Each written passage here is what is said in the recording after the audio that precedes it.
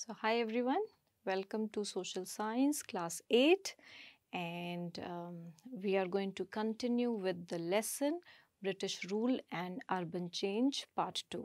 So, in the previous lesson, if you remember, we had learnt about what were the new cities that were developed by the Britishers. So, it was Madras, it was Kolkata, and it was Bombay. So these were the original names of these cities that the Britishers called. Now it is Madras is Chennai, Calcutta is Kolkata, and Bombay is Mumbai. We also learned that what were the monuments, what were the things that were there and are still present for all of us to enjoy. We know that Bombay was the economic capital and Marina Beach was the second largest beach in the world. Bombay also has beaches and same goes for Chennai. So, we are going to continue with the urban changes that we found in previous chapter, and it is chapter number 5 and pages 39 to 41. So continue to find the changes that really happen. So this graph actually tells you what are the changes that can happen if you start moving to the cities. So a lot of congestion, the traffic congestion happens. Why? Because there is a lot of population and the population are going to start buying transport. So if you even have a two-wheeler, then also the congestion happen. Even the town is not planned, congestion of houses also happen because there are lots and lots of population, lots of people who start living in the limited land that is available. There is a problem with the housing. There again, transport. If you take a public transport, you will have to wait in the line to travel in that public transport because there's a lot of population. There are a lot of people who have come from villages to the cities to earn their livelihood.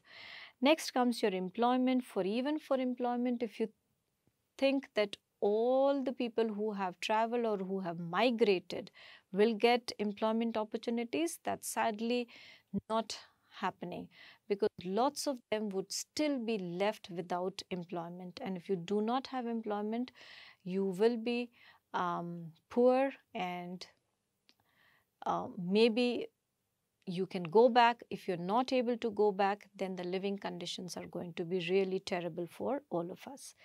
Environmental quality also deteriorates. Why? Because of population and because of housing constraint. Health goes down if you do not have the money or the environment is not conducive for your growth. And education and crime. So education is something that even if you have tens and thousands of schools and still people do not stop to come to that city, they continue to come to that city, those schools are going to be less in any sense for anybody who's coming. Lots and lots of crime rate because if you are unemployed, what do? You still have to earn, you still have to eat, you still have to have a house. So most of the people who are jobless start getting into the criminal world. So that is what the urban changes can happen even in the modern terms. So let's find out what were the urban changes during the British rule here. So implications of colonial policies and institutions. Remember when I said, when we read about colonial power, we meant that the Britishers tried to extract as much they could from the land of India. So economic exploitation and political exploitation both were prevalent in those times. So what were the policies? What was the result of those policies for India? So the first thing that happened, the first thing that the Britishers gave us in terms of institutions was municipality. We still have the same municipality. So during municipal reform, the committee was established in the Governor Generalship and it was established, it was said that all the big cities are going to have municipal committees, and that was between 1880 to 1884. Then comes the villages. So in villages, district boards were set up and efforts were made to decentralize the administration. So decentralization is when the entire power is not vested in one person. Local services such as education, health, cleanliness, water supply were entrusted to the local institution. So if you have a local body who's looking after these services, it makes more sense because those are the people in the departments would know what are the requirements and how much is the requirement. So we started with municipalities and district boards. So these were all in the cities. So the number of officials, they were increased in the municipality as well as the boards. So they were more in number than the official numbers.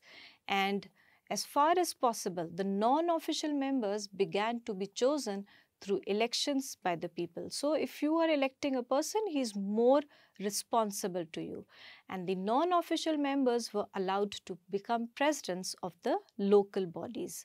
So it was an elected body, but even then, the public still remained in minority. Why was that? Because the non-members were appointed by the government and the non-members were more in numbers than the elected members. And even the voting was done by very, very few people. So not everybody could vote.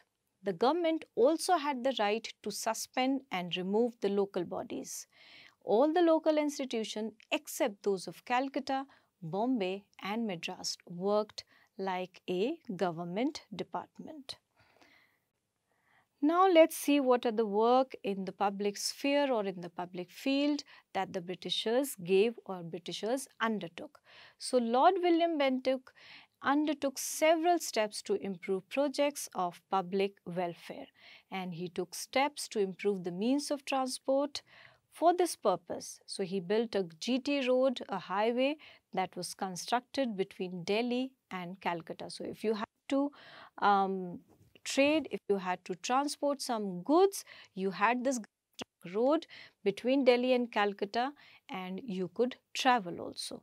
He also got another road constructed between Bombay and Agra, and these are the roads which brought prosperity in the country. So basically Delhi, Calcutta, Bombay and Agra were the four cities that were made into commercial hub and where the trade happened.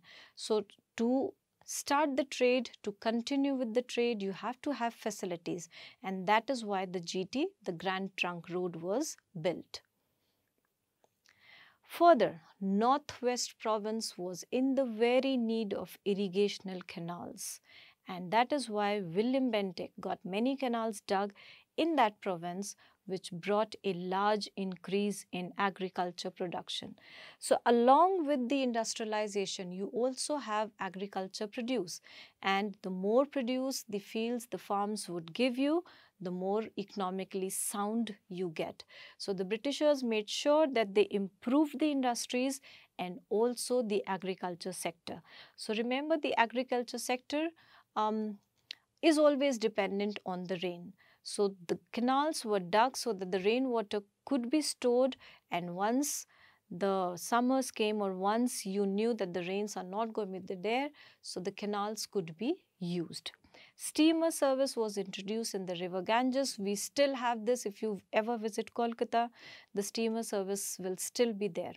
And this also brought greater trade inland as well as foreign and prosperity to the people. So inland was inside the country itself and in the foreign countries as well. So import and export both were taken well care of by the Britishers. So railway was established, the Grand Trunk roads were established, canals were dug up and steamer service was also introduced. Remember, these were done basically for economic growth but also for the welfare of the people. Lord Cornwallis was the one who brought in reforms in the police structure. So the Zamindars, when before the Britishers came, it was the Zamindari system. Zamindari system was a system where the agriculture land all belonged to a person that was a Zamindar.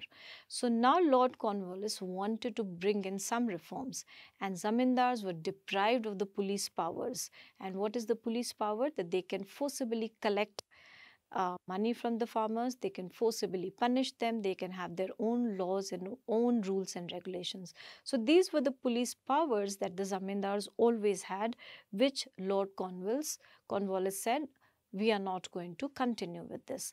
And instead of this, they set up a new police department only for the purpose, only for the responsibilities that the Zamindars were taken before.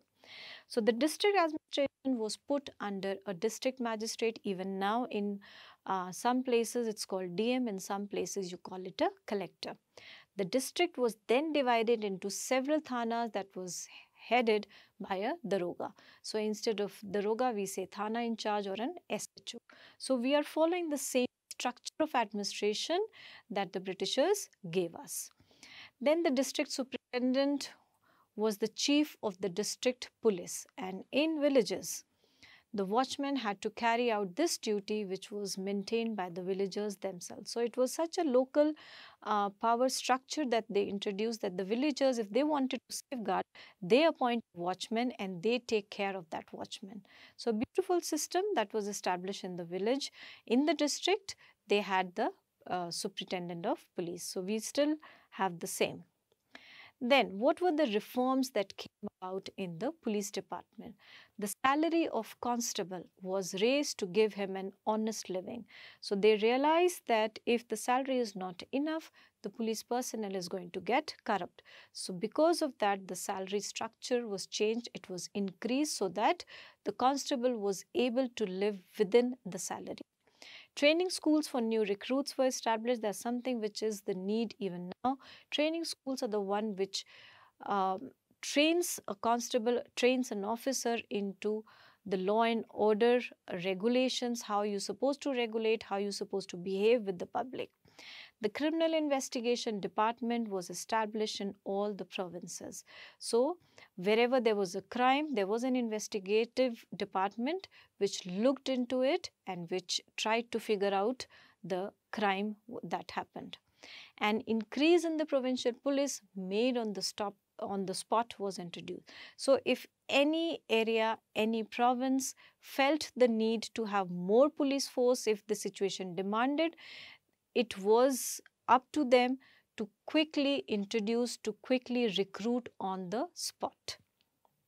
So these were some police reforms, and these were the police structure that happened in the British India. Now comes the railway. Railway is such an important part in the transportation of passengers as well as goods. So it was 1853 that the Britishers introduced railways in India. And the first passenger train service, as we studied before also, was inaugurated between Bori Bandar, that is Bombay, and Thane. So this was the first train that was in Maharashtra, now Maharashtra state, that the Britishers introduced. So why did they introduce railway? What was the need for us to have a railway? So the Britishers thought that exporting the raw material would be easy and would make a lot of money. So from one place to another, from one state, one province, one city to another city, how does a good travel? So either it can travel on the GT road that they introduced, or if they wanted it faster, it could travel through railway. So the main purpose to introduce railway in India was to help the Britishers economically in their trade. So they wanted to make a lot of money, and that is why they thought exporting the raw material from one place to another is the need of the hour. Then they also thought that railways would help them in dealing with external aggression, and they could easily control internal revolts and establish their rule in India. So as the goods travel in the railway, in the train, even the soldiers could travel in the train. So if you thought that there is a revolt in Delhi and there are more police personnel or there are more army personnel in another city called Agra. So from Agra to Delhi, how do they come? How do they go? So what happens is they catch a train, and immediately they can go and quell the revolt that happened in that place or in that city. So those were the reasons why the Britishers actually introduced railway for us. But it's a boon for us now, and it is really helpful for now also. And even then, as passengers also, the railway was handy for all of us. So this is the end of your learning session. I do hope that you understood and you enjoyed, and you have understood that it is advisable not to pressurize the urban cities that much. You can always find employment in your own villages, in your own towns. So bye-bye for now.